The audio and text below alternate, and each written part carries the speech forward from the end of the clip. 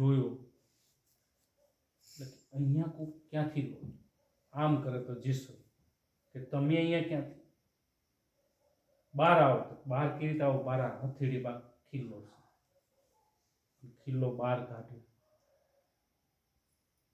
પછી પ્રસાદ લેવા જ્યારે આમ હાથ કે પ્રસાદ લો ત્યારે હાથ નીચો રાખ્યો, હજી બધા હાથ એના લીધે નીચે રાખે છે, બાકી બીજો કોઈ એનું ઓલું નથી, કારણ કે એને તો હથેળીમાં કાણું પડી ગયું છે એટલે હાથ નીચે રાખ્યો. આપણે તો વગર કાંઈ હાથ નીચે રાખે. અને એ પ્રસાદ લીધો અને તમે જો એ સમયને તોરલ મળી, કઈ ખોજ, કઈ એનું ક્યાં પ્રારબ્ધ જાગી ગયું હાલ. એટલે એવું અમુક એ તમારું એ પ્રારબ્ધ, તમે કંઈક બેળવા જતા એમ નહીં મળી જાય. ભક્તિ સહેજે છે તે પણ ક્યાંક આત્મા લાગી જ જશે, ઋણાનું બંધ ક્યાંક બની જ જાય. તમને ખબર હતી કે આનંદનાથ અહીંયા આવશે, આલો ગાજીપુર, તો એ કંઈક એવી ઘટિત ઘટના ઘટી આવું, અને આજે આ લખેલું જ હશે, આ કંઈક નિર્માણ થવાનું જ હશે. એટલે આપણે બસ સહેજ જેમ કર્તામાં અકર્તાનો ભાવ રાખીને આપણે સૌ બેસીએ, એમાં તમને આનંદ આવે ને મને આનંદ.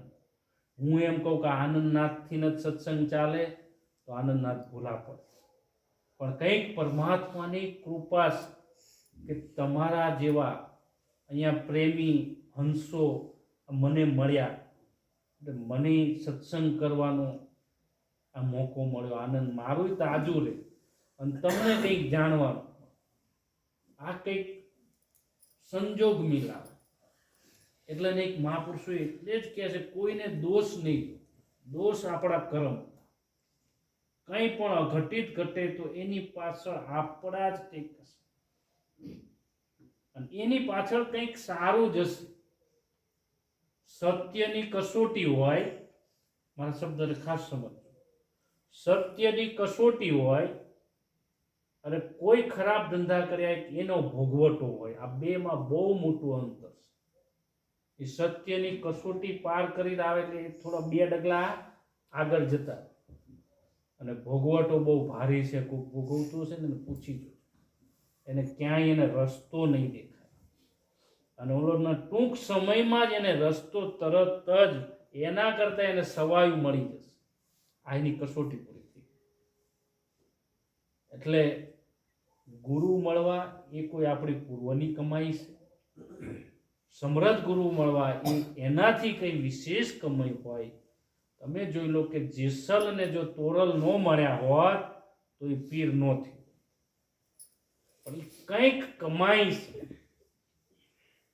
અને ત્યારે જ કોઈ એવા સમૃદ્ધ સદગુરુ મળે છે. એ આપણા ભાગ્યથી મળે છે.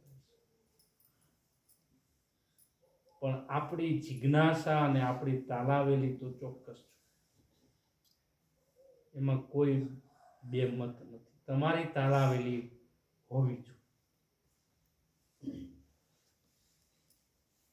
આ ભીખુભાની યાત્રા કરી, અશોકભાઈ તમે બધા વિજયસિંહ બધા યાત્રા કરીને આવ્યા, તમે પછી તમને એવો કંઈક ભાવ જાગ્યો કે આપણે ગામને જમાડવું છે. એ ભાવ જાગ્યો તો એ કાર્ય થયું ને. એ ભાવ જાગ્યો જ ન હોય તો ચલો કેવી. અને એ કઈ એવી કૃપા પરમાત્માની કે 16-17 જણાએ સહમતી રાખી કે હા ચલો આપણે કરીએ. હવે એમાં કદાચ 5 જણાની ના હોત તોય ન થાત, 2 ની ના હોત તોય ન થાય, પણ ના બધાના એક મત થઈ ગયા.